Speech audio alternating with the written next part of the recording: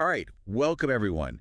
Get ready because we're diving deep into the law of one today. Sounds exciting. It is, and you know what else? What's that? We're going to be talking about what it takes to be ready for harvest. Harvest. Yeah, as a service to others' soul. Hmm. I know it might sound a bit out there, A little bit, yeah. but trust me on this one, it's fascinating stuff.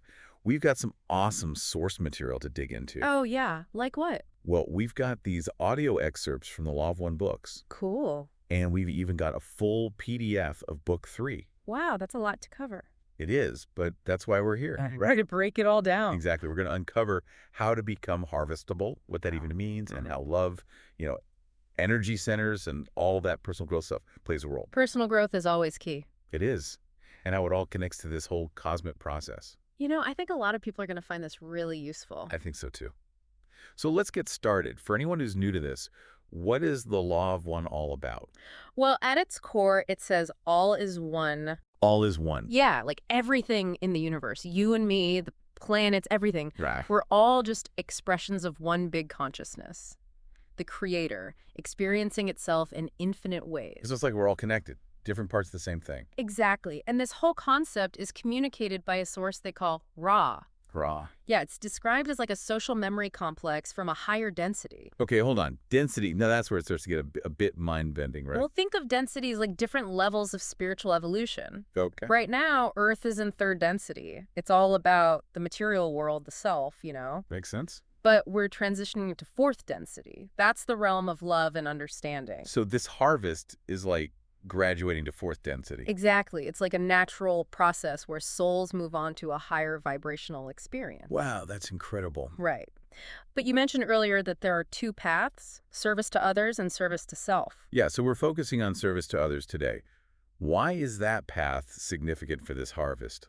Well, service to others is all about focusing outwards, Okay. expressing love, compassion, and recognizing that we're all connected. It's about acting for the benefit of everyone. So it's like being a good person, basically. In a way, yeah. And according to Ra, it aligns with how consciousness naturally evolves to those higher densities. So to be harvestable into this fourth density, being on the service to others path is pretty important. It's a path that leads there naturally. The law of one always emphasizes free will. Right, we get to choose. Exactly. So Yeah. ultimately, everyone chooses their own path. Okay, that makes sense. But how does all this work in everyday life? I Yeah. mean, if we want to be ready for this service to others harvest, what can we actually do? Well, it's not about becoming some kind of saint or anything like that. That's good to hear. It really starts with understanding and applying the law of one to our daily lives. That sounds nice, but what does that look like? Can you give me some concrete examples? One thing Ra talks a lot about is balancing our energy centers, what some people call chakras. Oh, yeah, I've heard of those. Yeah. So there are 7 of them, from the root to the crown. Okay. Each one corresponds to different parts of us. So how do chakras connect to the law of one and being ready for harvest? Picture this. Your energy centers are like filters for incoming light. Well, light. Yeah, like spiritual light. Mhm. And as you become more aligned with the law of one, more loving, compassionate, and understanding, Uh-huh. those centers become clearer and more vibrant, more light can flow through. So it's like we're becoming more, I don't know, more tuned in to the higher frequencies of fourth density. That's a great way to put it. But it's not just about feeling good, though that's a plus. Sure. It's about aligning with the harmony of the universe, becoming a better channel for love and light. I like that. But how do we actually balance these energy centers? What do we need to do?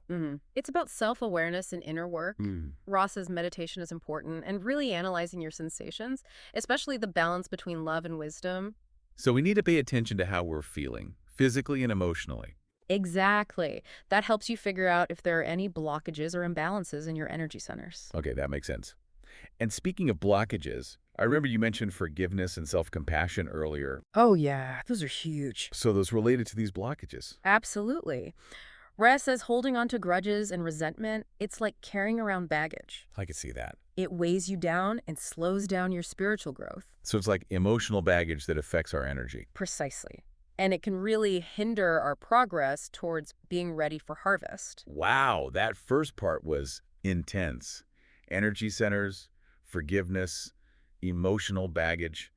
It's a lot of process. It is, but it's all connected. It is, and I'm really Okay. starting to see how. That's great. But I'm still wondering about the practical side of things. Oh, you mean how to actually apply all this in our lives? Exactly. Yeah. How do we take all this knowledge and make sure we're actually ready for this service to others harvest? Well, it all starts with looking inward. Yeah. Yeah, like paying attention to our own thoughts and emotions, being self-aware. Okay, so like self-reflection. Exactly. Ra talks about focusing on our sensations, both physical and emotional. So it's about checking in with ourselves, seeing how we feel. Yes. And using those feelings as a guide. But how do those sensations help us prepare for harvest? Well, those sensations can tell us a lot about our energy centers, the chakras. Right, the chakra. We can point to blockages. Like, let's say you're feeling frustrated a lot. Mm-hmm. Happens to the best of us. Right. Ra would say, analyze that frustration. What's triggering it? What need isn't being met? Maybe there's a lesson to be learned there. So it's like instead of ignoring those negative feelings, we actually dive into them, see what they're trying to tell us. Exactly. Those challenging emotions, they're opportunities for growth, not something to be afraid of. I like that perspective. But what if it's a really deep issue, something from way back? Can that stuff prevent us from being ready for harvest? Oh, absolutely. Ra calls those long-held issues energetic blockages. Energetic blockages, huh? Yeah, and they can show up in all sorts of ways, like physical problems or repeating patterns in relationships. So it's like these knots of energy are messing with the flow of light. Precisely. And they can really hold us back. Okay, so how do we clear these blockages? Forgiveness is key. Forgiving ourselves and others. Forgiveness. Man, that's easier said than done. Especially for deep wounds. It's tough, I know. But Rasa says it starts with self-compassion. Self-compassion. Yeah, we're often so hard on ourselves, judging past mistakes. Oh, I'm definitely guilty of that. It happens. But that judgment creates a blockage right there. We have to recognize that we're human, we make mistakes, and we're always learning. So it's about being kind to ourselves. Exactly, like you would be to a friend. Okay, I can see that. So being compassionate with ourselves, that sets the stage for forgiving others. Exactly. When you've forgiven yourself, it's easier to extend that to others. It's like spreading the love, right? It is. It's about seeing others with compassion, knowing they're on their own journey, making the best choices they can with what they know. I'm starting to see how this all fits together. We balance those energy centers through forgiveness, self-compassion, and this deep inner work. It's all connected. It is. So what else can we do to be ready for this service to others harvest? Ra really emphasizes choosing love in every moment. Choose love every moment. Yeah. It's about becoming aware of all the choices we make throughout the day, big and small, Okay. and asking ourselves, is this choice coming from love? Or is it coming from fear or anger or a sense of separation? Wow, that sounds like a pretty tall order. How do we choose love when things are tough? I mean, if someone cuts me off in traffic, my first reaction isn't exactly love and light. I get it. But those little everyday moments, those are our training ground. Training ground, huh? Yeah. So instead of reacting with anger, try pausing, taking a breath. See if you can respond from a place of understanding. Respond, not react. Got it. So it's about seeing things with compassion, even when it's hard. Exactly. And the more we practice choosing love, the more we naturally refine those energy centers that are aligned with higher densities. It's like we're building those love muscles. Exactly. And those muscles are crucial for a service to others harvest. This is starting to feel like a practical guidebook for life, not just some esoteric philosophy. It is. And that's what's so cool about the Law of One. It's not about dogma. It's about a way of being, a way of living that's grounded in love, compassion, and unity. I like that. So besides choosing love, what else can we do to prepare? You mentioned something about nurturing our spiritual side. Oh, yeah, that's another big one. It's about connecting with that sense of peace and purpose, feeling connected to something bigger than ourselves. Okay, so how do we do that? It's different for everyone. For some, it might be meditation or prayer. For others, it could be spending time in nature, being creative, or even doing acts of service. So it's about finding what fills our cup, spiritually speaking. Exactly. It's about nurturing that connection with the Creator, however you understand that, and letting that connection guide you. I love that the Law of One is all about personal choice. Mm. It's about becoming conscious creators of our reality, not just following rules blindly. You got it. And speaking of conscious creation, remember we talked about seeking knowledge and understanding? And stuff. Right. Rays encourages us to learn about the nature of reality, our place in it. So like studying different spiritual traditions, philosophy, even science. Exactly. It's about expanding our awareness, challenging our assumptions. Being open to new ideas. Yes, the more we learn, the more we realize how much we don't know. So true. And that humility is so important for spiritual growth. Okay, I see that. It's about recognizing that there's always more to discover, to understand, to integrate into our understanding of the universe. That's a pretty awesome way to look at it. And that sense of awe and wonder, that's a big part of the service to others path, you know? Yeah. Yeah. Approaching life with curiosity, being open to learning and growing. Recognizing that spark of the divine in everyone, appreciating how everything is interconnected. I'm definitely feeling that shift in perspective. Seeing the world and myself in a whole new light. That's great to hear. It's not just about gathering knowledge, it's about transforming our consciousness. That's powerful. Yeah. And it's making me realize that these teachings, they're not just some far-out theory.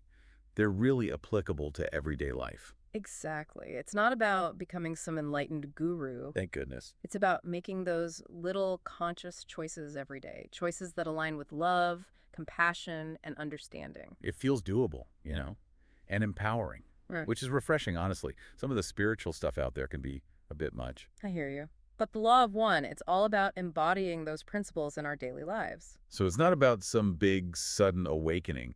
It's about taking those steps towards embodying the law of one. You got it. It's a journey, not a destination. And every choice we make matters. Every thought, every word, every action, it all shapes our reality, and it affects the whole planet's vibration. Wow, that's a lot of responsibility. It is, but it's also incredibly empowering. We have the power to choose to make a difference. This is all so insightful. I can't believe how much we've covered already, and I'm sure there's still so much more to explore. Oh, definitely. We're just getting started. We'll continue our deep dive in the next part, all right? Sounds good. I can't wait. Okay, we're back and ready to wrap up our deep dive into the law of one and this whole harvest thing. Definitely a lot to unpack. It is, but it's been amazing. We've talked about energy centers, forgiveness, even wanderers.